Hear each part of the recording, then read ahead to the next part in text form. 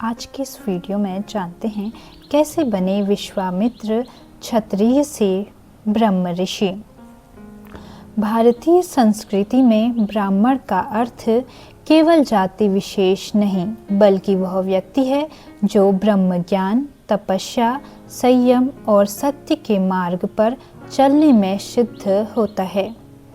इस दृष्टिकोण से देखें तो ऋषि विश्वामित्र ब्राह्मण तत्व की संकल्पना के प्राण तत्व हैं। ऋषि विश्वामित्र की जीवन गाथा एक साधारण क्षत्रिय राजा से शुरू होती है, जो स्वाभिमान, अहंकार, आत्मसंघर्ष, गहन तप और अंततः ब्रह्म ज्ञान के मार्ग से होकर ब्रह्म ऋषि पद तक पहुँचते हैं।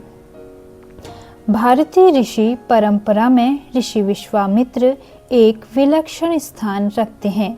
वे न केवल राजश्री से ब्रह्म ऋषि बनने की गाथा के प्रतीक हैं, बल्कि आत्मसंयम, तपस्या और स्वाभिमान के आदर्श भी हैं। उनका ब्राह्मणत्व केवल जन्म से नहीं, बल्कि तप और साधना से प्राप्त हुआ, जिससे यह सिद्ध होता है कि भारत की परंपरा में ज्ञान और आत्मविकास जन्म से ऊंचा मूल्य रखते हैं। क्षत्रिय से तपस्वी बनने की शुरुआत।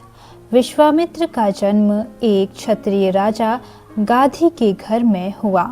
वे कौशिक वंश के सदस्य थे, इसलिए उन्हें कौशिक भी कहा जाता है।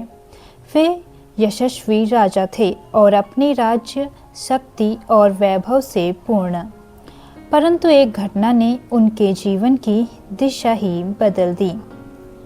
वशिष्ठ से संघर्ष। एक बार विश्वामित्र अपने सैनिकों और परिवार सहित महर्षि वशिष्ठ के आश्रम पहुँचे।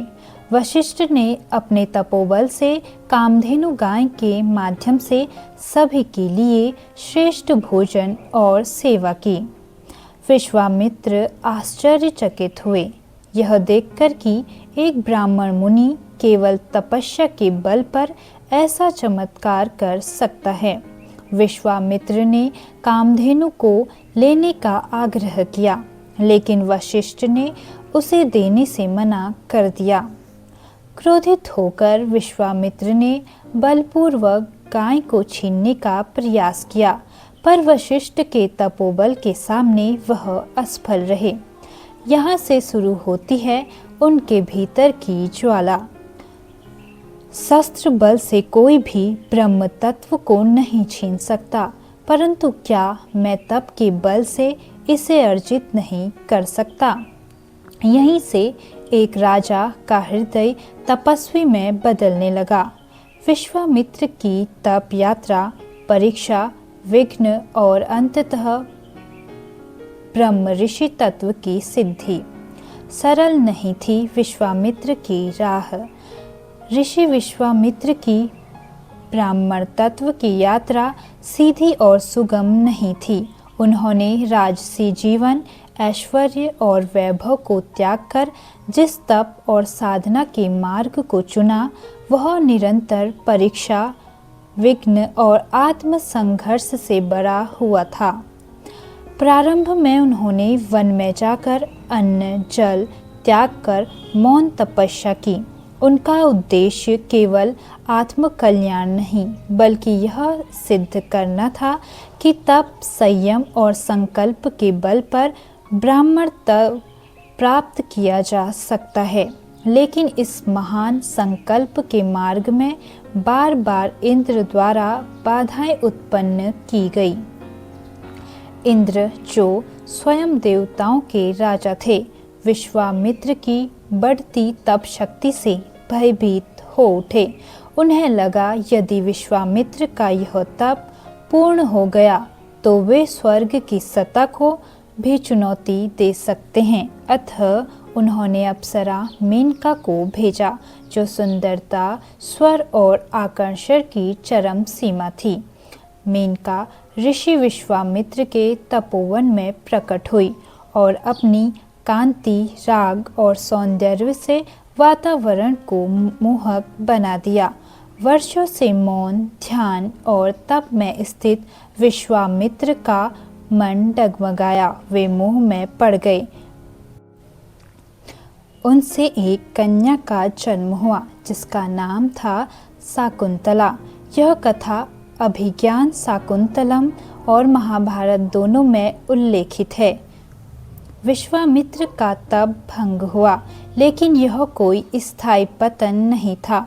उन्होंने मेनका को विदा किया और अपनी पुत्री शकुंतला को कर्णव ऋषि के आश्रम में छोड़ दिया ताकि वह आदर्श परिवेश में पले बढ़े। इसके बाद विश्वामित्र को गंभीर आत्मबोध हुआ। यहाँ से उनकी साधना एक नए स्तर पर पहुंची, बाह्य नियंत्रण से अंतरात्मा की विजय तक। अगली तपस्या और दिव्य शक्तियों की प्राप्ति। अब उन्होंने और भी कठोर तपस्या की, न केवल शरीर से बल्कि मन, वाणी और अहंकार पर भी नियंत्रण किया। वर्षों तक केवल वायुपान किया, मौन व्रत धारण किया, एक पैर पर खड़े रहकर ध्यान किया, शीत, ग्रीष्म और वर्षा को सहा। इस तप के प्रभाव से उन्हें ब्रह्मा, शिव और अन्य देवों से दिव्य अस्त्रों का ज्ञान मिला। अनेक देवास्त्र, ब्रह्मास्त्र, पाशुपतास्त्र, वायव्य, वज्र आदि उनके अधीन हो गए। वे अस्त्रों को चलाना ही नहीं, वापस लेना भी सीख गए। यह उपाधि उन्हें सर्वास्त्र गुरु, यह उपाधि उन्हें इस ज्ञान के कारण प्राप्त हुई। ब्राह्मणों और राजाओं के समक्ष और आगे भी धीरे धीरे विश्वामित्र शास्त्रों के ज्ञाता बने। ऋषियों की सभा में मान सम्मान प्राप्त करने लगे। धर्म, दर्शन, वेद, मंत्र, यज्ञ और ध्यान में सिद्ध हुए, किंतु उनका लक्ष्य था वशिष्ठ के समक्ष स्वीकार होना, अहंकार का पूर्ण विसर्जन। ब्रह्म ऋषि बनने से पहले विश्वामित्र को अपने मैं को त्यागना पड़ा। शास्त्रों में कहा गया है, अहंकार किल बंधनाय, अहंकार त्यागो मोक्षाय। अहंकार ही बंधन है और उसका त्याग ही मोक्ष है। विश्वामित्र का यह त्याग तब सिद्ध हुआ जब उन्होंने ब्रह्मा और अन्य देवताओं से कोई पद या स्वर्ग की इच्छा नहीं की, न ही वेदों में अपना नाम जोड़ने की आशंका जताई। उन्होंने केवल एक ही इच्छा जताई, यदि मेरी साधना सफल है तो महर्षि वशिष्ठ मुझे ब्रह्म ऋषि के रूप में स्वीकार करें। ब्रह्म ऋषि की उपाधि अंततः जब विश्वामित्र ने सारी इच्छाएं, क्रोध और अहंकार को जीत लिया और ब्रह्म की कठोर तपस्या की, जब स्वयं देवताओं और ऋषियों ने ब्रह्म ऋषि की उपाधि उन्हें दी, तो ऋषि वशिष्ठ, जिन्होंने प्रारंभ में विश्वामित्र को ब्राह्मण मनाने से मना कर दिया था, जो स्वयं जन्मना ब्राह्मण तथा सप्त ऋषियों में एक थे, उन्होंने अपने पुराने विरोधी को ब्रह्म ऋषि की सर्वोच्च उपाधि प्रदान की। वशिष्ठ का वचन, ब्रह्म ऋषि त्वम विश्वामित्र, अब तुम ब्रह्म ऋषि हो, क्योंकि तुमने ब्रह्मा को न केवल जाना है बल्कि जिया है। यह वाक्य उस क्षण उच्चारित हुआ जब विश्वामित्र ने क्रोध त्याग दिया। उन्होंने सामाजिक स्वीकृति की लालसा छोड़ी और उन्हें इस उपाधि के मिलने या न मिलने से कोई मोह नहीं रह गया। यही था उनका ब्रह्म ज्ञान, ब्रह्मा की स्थिति में प्रतिष्ठित हो जाना, अहम के पूर्ण विसर्जन के साथ। दर्शन और संदेश। विश्वामित्र की कथा हमें यह सिखाती है, ब्रह्मत्व कर्म और ज्ञान से प्राप्त होता है, जन्म से नहीं। तप, साधना और आत्म संयम से कोई भी आत्मिक उच्चता प्राप्त कर सकता है।